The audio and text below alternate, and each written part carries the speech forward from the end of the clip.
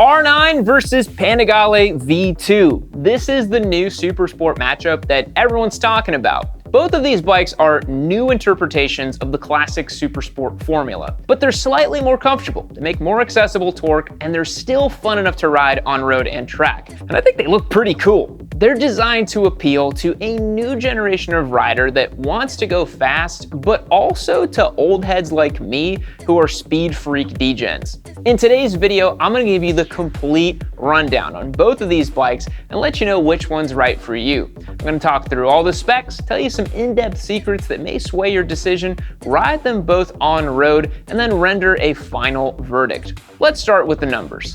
All right, let's get the elephant out of the way, and that's price. The R9 is gonna come at $12,500 MSRP, and the Ducati V2 is $16,000 MSRP. You can get the S model like we have over here for $19,000, but we think the standard one is probably the better buy. This S model gets passenger peg deletes, seat cowl, and Öhlins front and rear, of course, and it is a little bit lighter. It's a $3,500 price difference already from the base V2 to the R9, and then $3,000 more for the S version. So no matter how you slice it, the Ducati is more expensive. In terms of the engine, Yamaha is using the tried and true 890cc CP3 motor lifted from the MT09. It is basically unchanged from that bike except for a little bit taller gearing in the rear. So if you like the CP3, you're gonna like this motor. Ducati is using an 890cc motor as well, but it's all new for this machine. It's using spring valves, variable valve timing, and much longer service intervals. It is an L-twin, of course, because what else would you expect from Ducati? Yamaha claims 117 horsepower at 10,000 RPM and 69 foot-pounds of torque at 7,000 RPM. Ducati claims 120 horsepower at 10,750 RPM and 69 foot-pounds of torque at 8,250 RPM. One important distinction to make here is that there is no dead spot with the Ducati. The R9 has been well documented for having that second gear dead spot, but the Ducati feels snappier because it's one fewer cylinder and it is lighter overall. In terms of weight, the Yamaha R9 tips the scales wet and ready to ride at 430 pounds. The Ducati is a little bit more complicated. It's 395 pounds dry for the standard bike and 388 pounds dry for the S model. So it's somewhere between 407 and 415 pounds ready to ride. But I will say, from the seat of the pants, the Ducati is much lighter feeling than the R9 when you ride both of them back to back. Both of these bikes are packed to the gills with electronics and fun rider features. Let's talk about the Yamaha first. It has the 6-axis IMU lifted directly from the R1, a quick shifter up and down, cruise control is standard, it's got tons of rider modes, Brembo Stylema brakes, which is really sweet, and great adjustable KYB fork up front. It also features a full adjustable shock out back. It's very well equipped. It has a nice to read TFT display as well. If you want to learn everything about the R9, we did a super deep review on it, and it's our new giveaway bike on our website. So click the link down below and get entered to win the R9. We just wrapped up the Panigale V2S, and it's here in the shop for a little bit longer before it makes its way to its new home. The Ducati has a very similar tech suite. They just call it different things because it's Ducati. It comes equipped with a quick shifter up and down, tons of rider aids and controls. Cruise control is optional, but it includes the module on the left-hand cluster, reminding you this is a premium product attempting to extract every last dollar out of your wallet. Brembo brakes come standard on this motorcycle as well, and Marzocchi suspension on the standard bike and Öhlins on the S. Of course, the Ducati does come with a very handsome TFT display as well, and a really nice feeling master cylinder from factory. The Ducati's brakes feel awesome, and it certainly helps that it's a lighter motorcycle, aiding its stopping power. Now, in terms of ergonomic differences, these bikes are actually very different despite looking somewhat similar. The Yamaha seat height is at 32.7 inches, and the Ducati seat height is 33 inches. But I will say, swinging a leg of the Ducati, it feels much taller than 33 inches. So if you do have a shorter inseam, you may struggle a little bit with the Ducati, as it is a quite tall motorcycle. The Yamaha R9 is a bike that is very standard in the way that it sits. It seats almost exactly like an old school Supersport, whereas the Ducati is something new altogether in the way it fits ergonomically. You can sort of think of it as a fully fared naked bike, if that makes you feel better. Let's talk about some weird secrets both of these bikes have that not a lot of people mention in their reviews. On the Yamaha, if you are serious about track days and racing, you want to fit slick tires on this machine, well, guess what? If you're fitting the taller rubber you normally find for the aspect ratio for race rubber, you actually have a hard time fitting that and tire warmers at the rear. So race teams are actually swapping in a Tracer 9 swing arm on this bike just to make that work. So that might be an issue. If it were me, I would just go lazy track dad mode and just slap DOTs on this and call it a day. The other thing that has been widely documented is the ECU has a horrific dead spot in second gear. This motorcycle simply doesn't have the throttle blades opening in second gear, and when you have it wide open and then you actually go to click up into third, you feel more out of it. It basically needs a flash to operate correctly. In the North American market, the R9 comes equipped with standard S22 tires from Bridgestone. I don't know if I just got a bad batch or if the OE equipment S22s really are this bad, but they offer basically zero grip on track, and even on road under mild pushing conditions, you don't get a lot of feedback from this tire. You have to swap the rubber on the R9 immediately. Euro boys can rejoice because they actually get RS11s on the R9 stock, which is pretty sweet. On the Ducati, cruise control not being standard is a joke. Why do I have to pay several $100 extra to add cruise control to this machine when the module is already on there, when it's already a super premium motorcycle that is really not cool, Ducati? The standard equipment tires did amazing on this motorcycle on track and on road. They feel awesome. These are the new Pirelli Rosso 4s. Very much loving these tires. And of course, another weird thing about the Ducati is the exhaust routing is a bit weird. It's really not to everyone's taste, and I'm hoping that somebody comes up with a really nice low mount system for this bike because the crazy routing up top is a bit strange. One thing to note is that both bikes don't rev out like a real Supersport. If you're used to 15,000 RPM red lines, neither one of these bikes are gonna do that. You gotta ride the torque and the meat of the power band. It's a little weird and you gotta train your brain at first. All right, now that we have a better understanding of both of these machines, why don't we get them out on road, ride them back to back with producer Logan, who will be our stand-in normal rider who isn't a track day junkie like myself. Here we are rolling aboard these new generation Supersport machines. Logan, as our normal rider, how are you doing on the Yamaha R9? I'm doing pretty well. You know, I'm a little bit outside of my depth in terms of my ergonomics. You know, I maybe don't have the 22-year-old core strength required to really feel super confident on a Supersport machine like this. But once I get past that, I mean, I feel pretty good. The engine's super buttery smooth, very linear, good torque, obviously. It's not super scary to ride. I mean, if you really get on it, you know, it wakes up pretty good. But for like an intermediate rider that's got, you know, 3-4 years under their belt, they're not going to feel too outside of their comfort zone, I don't think, on this machine. But I can't help but ask myself, who would really benefit from something like an R9 over an MT-09 SP? You know, the engine is really my favorite part of this bike. The committed riding position, how fine-tuned the chassis geometry and stuff is. I'm sure that's very important in track riding or very like high levels of, you know, twisty road riding from extremely competent sport bike riders. But that's not really my bag, and I'm not going to pretend it is. Like, I'd much rather make those small performance sacrifices for something that's just a little bit more comfortable to ride, but still has like the fun peppy character of the engine. So of course it's a sweet bike, but yeah, I just can't help but thinking, like, why am I sitting like this? I feel like a buffoon, you know what I mean? Like, I'm gaining nothing from, you know, being on a Supersport versus a naked bike. You're gaining aura, dude. Obviously. Yeah, maybe.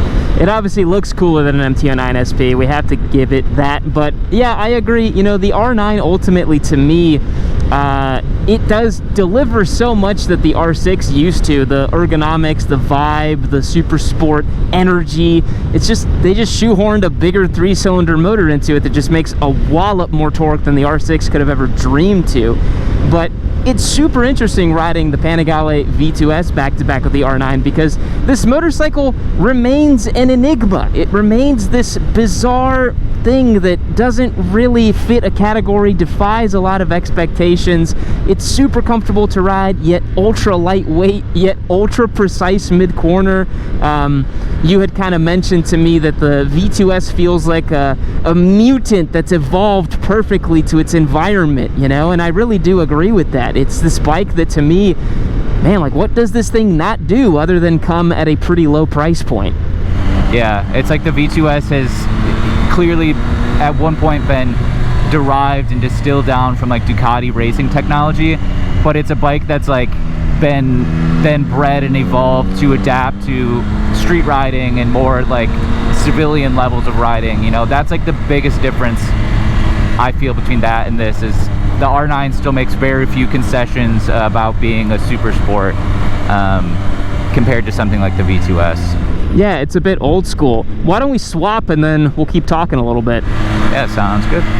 All right, going immediately from the V2S to the Yamaha R9, this motorcycle just feels so much more serious than it has any right to. And the funny thing is, I don't think it really gains any performance over the V2S on the street, despite it feeling a lot more serious. In fact, I think I probably would ride this bike a little bit slower on road. How are you feeling on the V2S, Logan? I mean, yeah, gut reaction getting back on this, it's just way cooler feeling. It's got, you know, that grumbly twin, like I said, the CP3 super smooth, that's probably a benefit to a certain degree, but you sit on this even at idle, low RPMs, and it starts grumbling. Feels really premium, very special. As a not super sport guy, those are the things that, you know, I am attracted to, I gravitate to, and I can't help but ignore the minute I swing a leg over this bike. So let me ask you, since you're not too familiar with like super sports and all that sort of thing, the R9 to me has like tried and true, dyed in the wool, super sport energy. It feels like a real deal R6 when you're sitting atop of it. The V2S does not. It certainly feels a little different. Does that matter to you? Like, do you feel, you said you feel cooler on the Ducati and it feels a little bit more fun, but like, do you feel like you're missing out by not having this like specific energy of the Supersport? I mean definitely not. If anything, my experience is more positive riding a bike like this. This is probably 50% more comfortable to ride, at least for a person my size. I've got like zero pressure on my wrist. I'm just completely sitting, you know, on the saddle. But it still has, you know, it still has fairings. It still looks the part for like a vain motorcyclist that wants the super sport aesthetic but doesn't want to have like back-breaking, you know, ergonomics. This is a way more pleasurable experience. Yeah, it's cool, right? Like, it looks really cool and it looks like a proper sport bike, but then you ride it and you're like, oh, I'm not compromising basically anything. Yeah, it's a really interesting like new spin and take on the super sport category. And yeah, I don't know, like, I ride the R9, I ride the V2S, I keep coming away with more questions than answers, so I'm gonna jump back in the studio and think a little bit more about it. All right, we're back in the studio. Let's talk more about each bike's track potential and just general sporting vibe. The Ducati is immediately more intuitive to ride quickly than the R9 on track and on road. It's almost indisputable to me that the Ducati is the superior machine right out of the box. The R9 is just very old school in its delivery, setup, feel, and execution. It's wider, fatter, and heavier on track and on road. It's cramped too. Even dialed in as I did, it still feels a little lacking and wanting. The S22s that are equipped stock are a lower spec OE equipment, as I've discovered through the grapevine. As I said, first thing you gotta do, swap these tires. Along with the dead spot in the ECU in second gear, which isn't as noticeable on track since you're basically always at the top of the revs anyways, it just requires a lot of help to get to a good baseline point. In my opinion, the Ducati suffers from virtually none of that. I took it out, bone stock on track, set the suspension, and I was ripping all day long and having a blast. It's just simply a more joyful bike to ride than the R9. They've engineered a lot of fun into the machine. Entry-level track riders will appreciate how easy it is to extract good lap times from it. And they'll also appreciate how the bike just kind of handholds you and lets you ride better. Faster riders, racers, A-group riders, they're gonna appreciate the giggle factor of a machine that's just so insanely easy to ride. You can do 40-minute sessions on track, ripping as fast as you want, and not even break a sweat with the Panigale V2. It's just a riot to ride.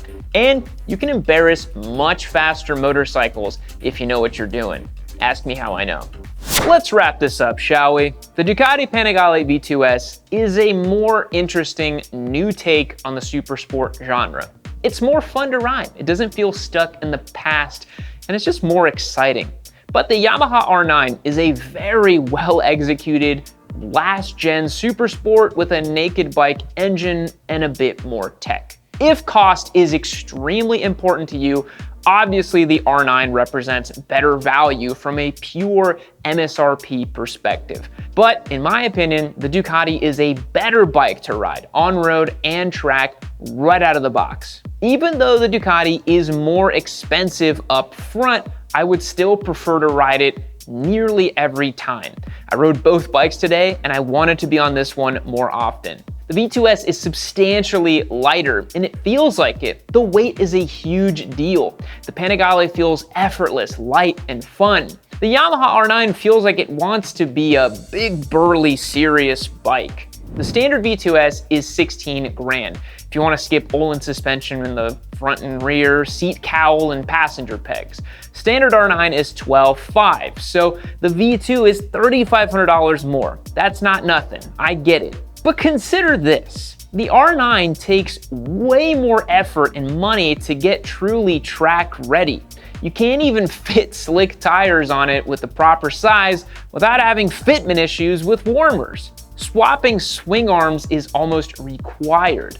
Along with an ECU flash and better tires from the factory, the added expense and effort makes it equal to the V2 in my opinion. Think about it this way, it's $350 for an ECU flash, $480 for a good set of tires, call it $600 all in for the install, and $1,500 for a Tracer 9 swing arm if you want to fit slicks with warmers. That was a price I saw on eBay. I'm sure you can find one from the wreckers. So it's an extra $2,500 roughly on top of the price for it to do what the V2 can do right out of the box. The V2 can accommodate slick tires with zero modifications, and all it really needs if you really want to go crazy is direct lines to the brakes, race pads, and an exhaust so you can hear it. Then it's totally done. This bike would be a riot on track.